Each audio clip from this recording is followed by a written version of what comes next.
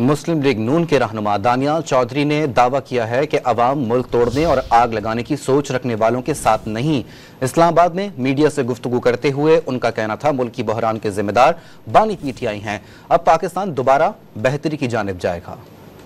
آج اگر ملک اس بحران میں ہے تو اس کا ذمہ دار ایک ہی شخص ہے اور اس کا نام ہے عمران خان، کہ پاکستان کو توڑنے کی سوچ، پاکستان کو آگ لگانے کی سوچ،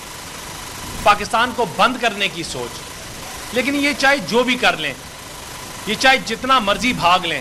یہ چاہے جتنی مرضی اپلیکیشنیں دے لیں، ان سے جب سوال کرو تو کبھی فارم 45 اور کبھی 47 کا یہ اٹھا کے لے آتے ہیں،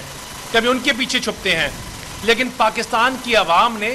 بائی الیکشنز میں اپنا فیصلہ سنا دیا تھا، اور وہی فیصلہ یہ ہے کہ ہم ملک کو آگ لگانے والوں کے ساتھ نہیں ہیں، ہم ملک کو بند کرنے والوں کے ساتھ نہیں ہیں، پاکستان کے دشمنوں کے ساتھ نہیں ہیں، اور ہم کھڑے ہیں ان لوگوں کے ساتھ جنہوں نے پاکستان کی تعمیر اور ترقی کی بات کی۔